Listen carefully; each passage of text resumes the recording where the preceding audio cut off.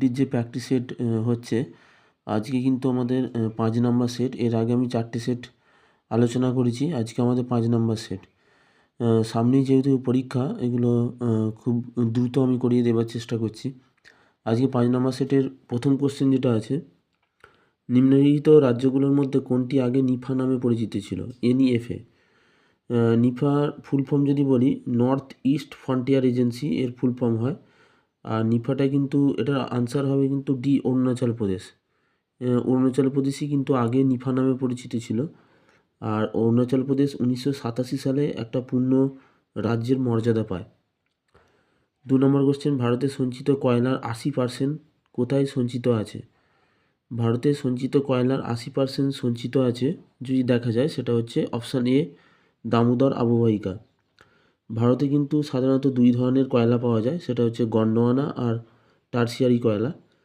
আর পশ্চিমবঙ্গের যদি বৃহত্তম কয়লা খনি বলে, তাহলে কিন্তু আমরা জানি এটা পশ্চিম বর্ধমান জেলার রানীগঞ্জ কিন্তু আনসার হয়ে যাবে, এবং সবচেয়ে প্রাচীনতমও কিন্তু এই রানীগঞ্জ।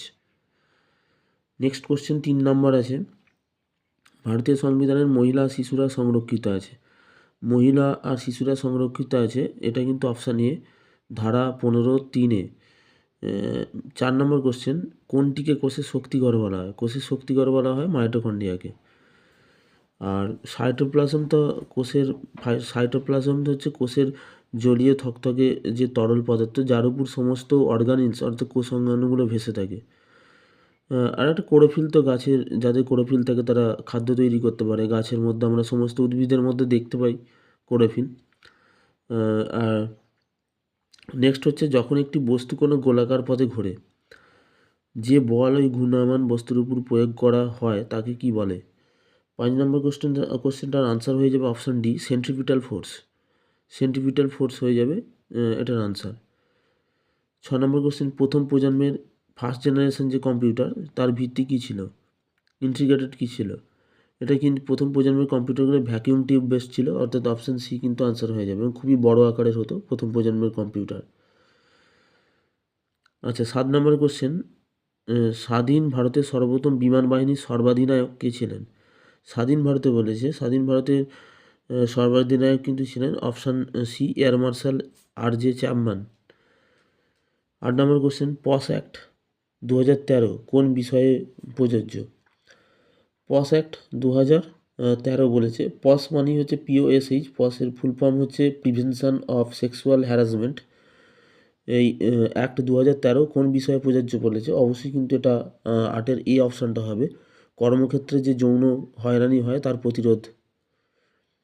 ভারতে অসংগঠিত ক্ষেত্রে বৈশিষ্ট্য হলো কি? অসংগঠিত মানেই বলেছিলাম যে আগেও একটা কোশ্চেন এরকম পেয়েছিলাম, অসংগঠিত ক্ষেত্রে কিন্তু শ্রমিকরা যারা যুক্ত থাকে, এদের বৈশিষ্ট্য কিন্তু কী হবে? 9-এর অপশান এ, বেশি কাঁচা টাকার লেনদেন।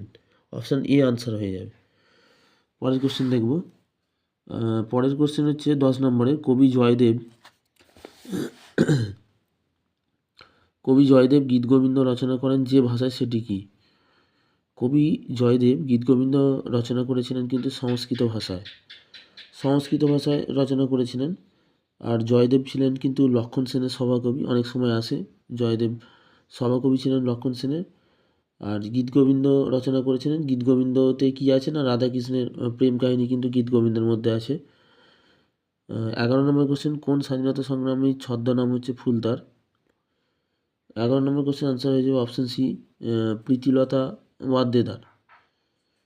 আর সবাই জানো প্রীতিলতা ওয়াদ্দেদার কিন্তু চট্টগ্রাম ইউরোপীয় ক্লাব আক্রমণ করেছিলেন, সেই জন্য কিন্তু একটা ইতিহাসে কিন্তু স্মরণীয় হয়ে আছেন।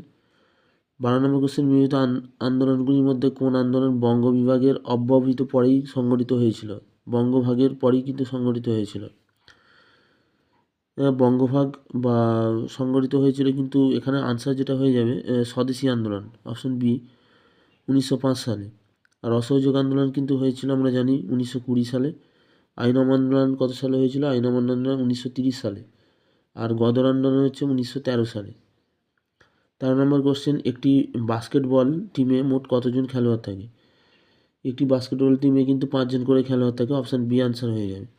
ভারতীয় সিনেমাতে ট্র্যাজেডি কিং কাকে বলা হয়? ট্র্যাজেডি কিং বলা হয় কিন্তু অপশান বি, দিলীপ কুমারকে। আর ট্র্যাজেডি এটা কিং বলেছে, যদি কুইন বলে তাহলে ট্র্যাজেডি কুইন হচ্ছে মীনা কুমারী। মীনা কুমারী।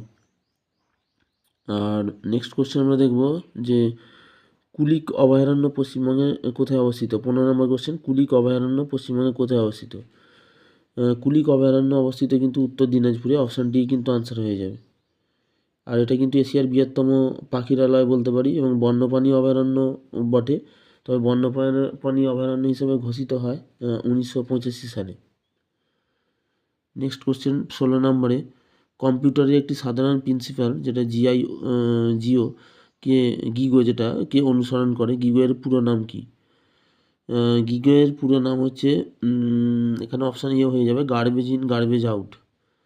17 নম্বর কোশ্চেন, ভারতীয় সংবিধানের প্রথম সংশোধন করা হয় কত সালে? ভারতীয় সংবিধান প্রথম সংশোধিত হয়েছিল কিন্তু 1952 সালে।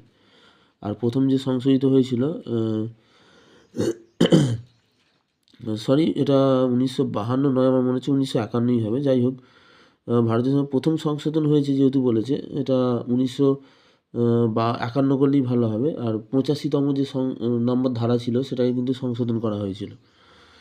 আচ্ছা, নেক্সট কোশ্চেন 18 নম্বরে, সম্প্রতি আন্তর্জাতিক ক্রিকেট কাউন্সিল আইসিসি পুরুষদের T20 বিশ্বকাপ 2026-এর জন্য কাকে ব্র্যান্ড অ্যাম্বাসেডর হিসেবে মনোনীত করা হয়েছে? ব্র্যান্ড 2026-এর জন্য, কিন্তু 2026-এর জন্য মনোনীত করা হয়েছে রোহিত শর্মাকে। 19 যামিনী রায় ড্যাশের সঙ্গে যুক্ত। যামিনী রায় ছিলেন একজন অবশ্যই কিন্তু চিত্রকলা। আর ডোকরা শিল্প তো বাঁকুড়ার জন্য বিখ্যাত, অনেক সময় এটাও কিন্তু আসে ডোকরা। আর নেক্সট কোশ্চেন আছে, সাম্প্রতিক খবরে দেখা নাজকা লাইন্স কোন দেশে অবস্থিত? নাজকা লাইন অবস্থিত কিন্তু পেরুতে। আচ্ছা, আজকে আমাদের এই 20টা কোশ্চেন ছিল বাছাই করা ইম্পর্টেন্ট কোশ্চেন এবং নতুন সিলেবাস অনুযায়ী। অবশ্যই এগুলোকে কিন্তু প্র্যাকটিস করতে থাকবে। নেক্সট দিন আমাদের কিন্তু পরবর্তী সেট আসবে। ধন্যবাদ।